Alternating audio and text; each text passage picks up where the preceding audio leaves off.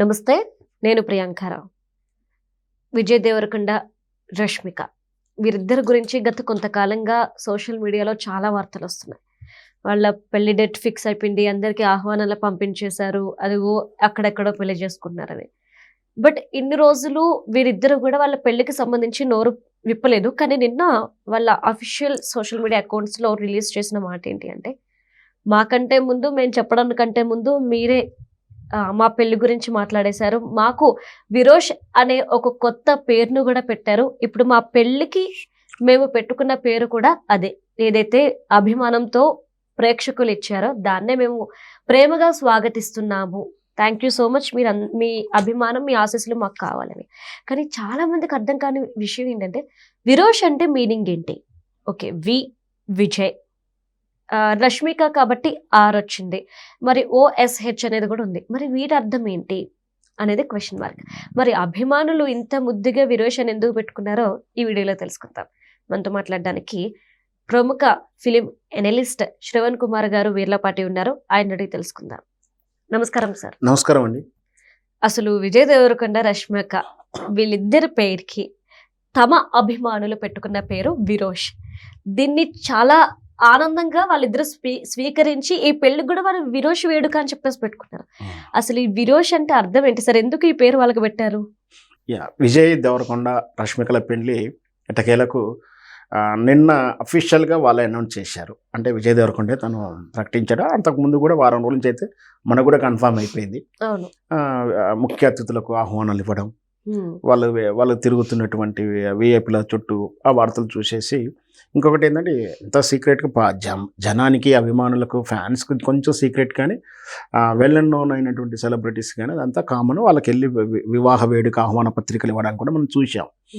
So మొత్తం మీద confirm అయింది. అంటే అంతకుముందు డౌట్గా ఉండి పెండింగ్గా ఉంటుందా, వాయిదా పడిందా వార్తల నుంచి ఎటకేలకు వివాహం విషయాన్ని మాత్రం కన్ఫర్మ్ చేశాడు. నిజంగా విజయ్ దేవరకొండని ఈ వివాహ విషయంలో 2 రకాలుగా అభినందించాలి.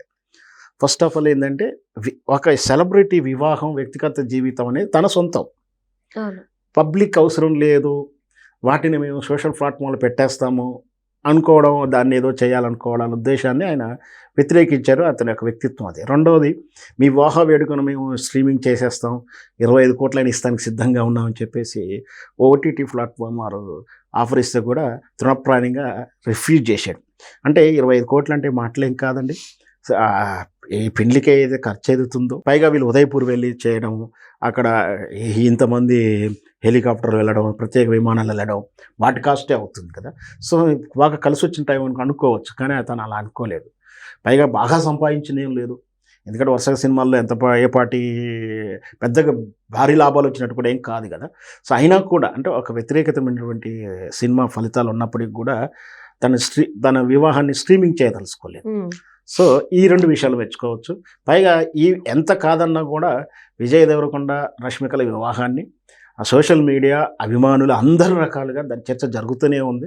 ఏకంగా తన అభిమానులు ఆ వివాహ వేడుక పేరు పెట్టేసేసుకున్నారు, విరోష్ అని. చాలా విచిత్రంగా ఉంది. చాలామంది ఏమనుకున్నారంటే, విజయ్ దేవరకొండ, విజయ్ అండ్ రష్మిక ఒకటి ఆరు తీసేసుకొని ఏదో ఒకటి కలిపేసి పెట్టుకున్నారేమో అనుకున్నారు.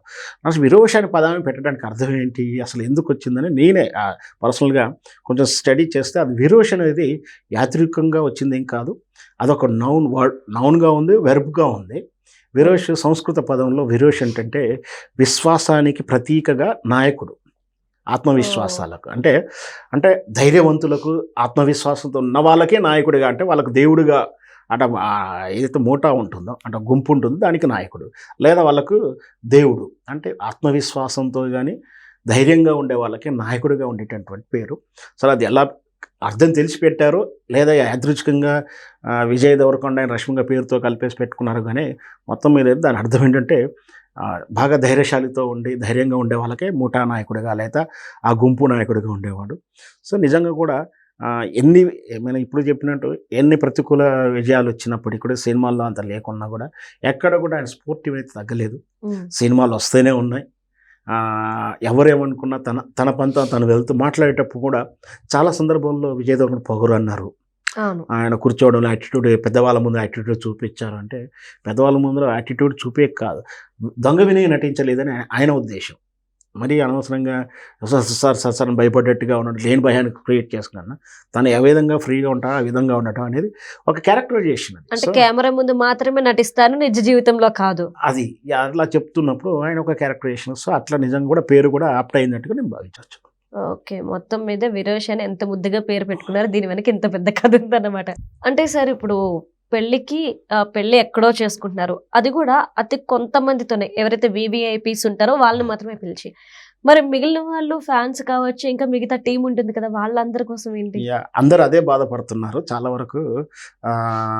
సరే కనీసం విఐపి ఫ్రెండ్స్ కూడా వెళ్ళలేకపోతారా అని బాధపడుతుంటారు. కానీ యాక్చువల్గా అయితే బహుశా నెక్స్ట్ కమింగ్ 4th అంటే March 4th రిసెప్షన్ హైదరాబాద్లో గ్రాండ్గా ఓపెన్ చేస్తున్నట్టు కూడా, గ్రాండ్గా ఆర్గనైజ్ చేస్తున్నట్టు కూడా వార్తగా అందుతుంది.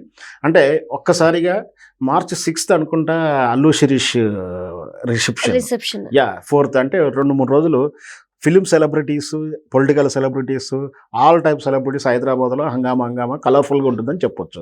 అభిమానులు అంటావా, అభిమానులు అందరినీ పిలవడం అయితే కాదు. సరే దగ్గర ఉన్నటువంటి వాళ్ళకి ఎట్లాగో విజయ్ దేవరకొండ గారికి అభిమానుల నెట్వర్క్ ఉంది. ఎట్లా అంటే కరోనా సమయంలో తాను చేసినటువంటి అది భారీ ఎత్తున సహాయం అవుతుందో చాలా తక్కువ పబ్లిసిటీ ఇచ్చుకున్నాడు. ఎంత అంటే చాలా తక్కువ. కానీ ఒక నెంబర్ ఇచ్చేసి సీక్వెన్స్గా వాళ్ళు ఎక్కడున్నారో తెలుసుకోవడం, ఆ నెట్వర్క్కి అభిమానులు చెప్తే వాళ్ళు వెళ్ళి అక్కడి వాళ్ళకు సహాయం చేయడం, ఏ ఏరియా నుంచి ఫోన్ చేశారు, మీరు ఏ జోన్ కిందకు వస్తుంది, ఏ మండలం కిందకు వస్తుందని పెద్ద టీం వర్క్ పనిచేసింది. నాకు తెలిసి ఆ ఫస్ట్ అండ్ సెకండ్ 2 కరోనాలప్పుడు కూడా ఆయన చేసిన సహాయం కానీ సేవ కానీ అసలు పబ్లిసిటీ లేదు దానికి. ఎందుకంటే నేను దగ్గర నుంచి అక్కడ ఉన్నటువంటి టీము మనకు ఎట్లాగో పరిచయాలు ఉంటాయి కాబట్టి అక్కడ ఉన్న పరిచయాలు చూసాము. ఎంత జాగ్రత్తగా ప్లాన్ చేసి, అంటే పబ్లిసిటీ కోసం ప్రయాక్ట్ చేయాలి. ముందు వాడికి సహాయం అందుతుందా లేదా, బాబు ఏంటి ఏం చేస్తారు, 1 నెల సామాను కావాలా మీకు, మీ ఫ్యామిలీ ఉన్నటువంటి సామాన్ ఎంత అవుతుంది, ఇంత 8,000 6,000 ఇక్కడి నుంచి పంపించాలా. ఉదాహరణకు ఎక్కడో కర్నూలు దగ్గర నుంచి ఎక్కడ కొనుగోలు చేసి పంపించాలి. అంతా కూడా ఒక పద్ధతి ప్రకారం చేశారు. అంటే ఆయన సేవా దృక్పథం చూసినా ఏం చూసినా ప్రయారిటీ ఉంటుంది. సో మళ్ళీ విజయ్ దేవరకొండ రష్మిక వాళ్ళ వివాహం సినిమా వివాహ జంటలు కాకుండా కంటిన్యూగా 100 ఏళ్ళు ఉండాలని మనం కోరుకుంటాం. Right. Thank you so much sir.